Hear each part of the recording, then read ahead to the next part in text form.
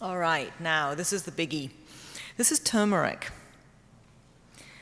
And it's in the same family as ginger, close cousin actually, looks very, very similar. You've probably seen pictures or maybe the root itself. One more slide, David. Yeah, there it is, turmeric root, or stem, underground stem. Turmeric is probably one of the most heavily researched herbal medicines at the moment. There are dozens and dozens and dozens, probably hundreds of research papers now about the medicinal use of turmeric. And in one word, it's an antioxidant. It is the preeminent antioxidant. Yes, that means anti-aging, or, you know what, I don't like the language of anti-aging. What's wrong with aging? I just want to age well.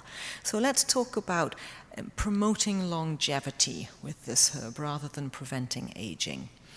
You know, once you're on the other side of 50, talking about anti-aging gets a bit edgy. Like, what's wrong with it anyway? Let's just do it well. Let's be healthy as we get older. So turmeric is one of those herbs that brings oxygen into the body, that promotes cell health, profoundly anti-cancer. Let's go one more slide, David.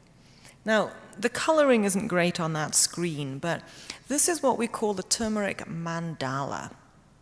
So what that is showing you is the active compound curcumin in the center and a whole slew of pathways in the cell that turmeric regulates.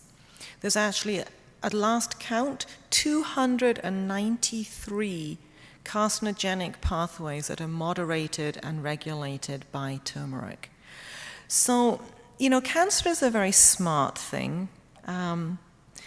If you put a drug in its way, it'll find a way around. It'll mutate, behave in different ways. So you block this pathway, it'll find some other way of getting where it wants to go. So the trick with herbal medicine, which the drug world can't do, is we have such multifactorial remedies. We have remedies that do lots of things all at once. So this is like ring fencing the cancer. When you put turmeric in the system, it's almost like the cancer doesn't have a way out. So it's antioxidant here, and here, and here, and here, and all around. And so it's extremely potent in managing cancer.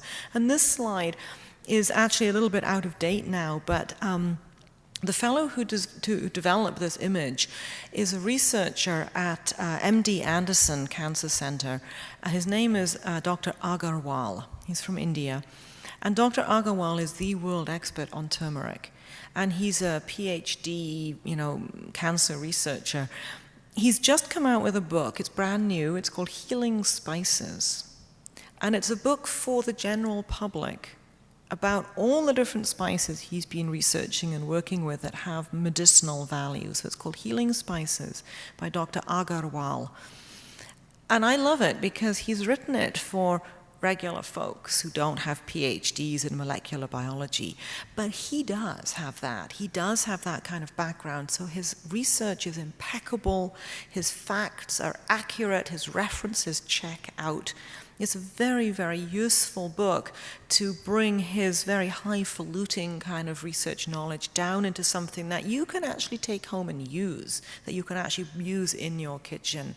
So again, the turmeric mandala is showing you just a sort of graphic idea of how many places turmeric works. So antioxidant with a special focus around healthy aging and anti-cancer.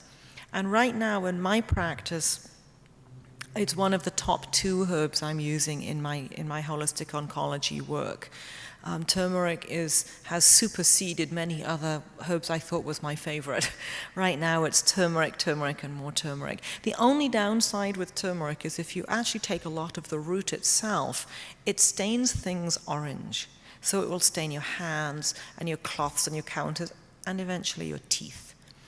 So it is an opportunity perhaps to use a capsule, a little bit better compliance from people in the long term. And also the research was done on the super concentrates, which is what's in the capsules. And if you simply take the root and cook it up in dishes like ginger, or if you take the powder and use it in your food, it's hard to get enough. It has a fairly strong taste, and it's hard to get enough to really have a therapeutic effect. So then you go into a product. But you know what? That can get expensive. If you're taking products long term, and if you're talking about healthy aging, we could be talking about 20 years of use. That's going to get expensive fast. So at that point, what you want to do is go to a store and in bulk and buy a pound of turmeric powder and cap it up yourself at home. You can buy empty capsules, sit watching your favorite TV show and cap it up. You can even buy little sort of $20, $25 little capping machines. Very, very simple. And then you want to take somewhere between 4 and 6 capsules a day will give you a reasonably therapeutic dose for baseline, not for treating big disease, but just as a good preventative. 4 or 6 capsules a day of plain turmeric powder will actually give you a fairly substantial dose, and that's not difficult to do, and that's not expensive if you do it yourself. Okay, I have 2 more slides, or 2 more plants to look at.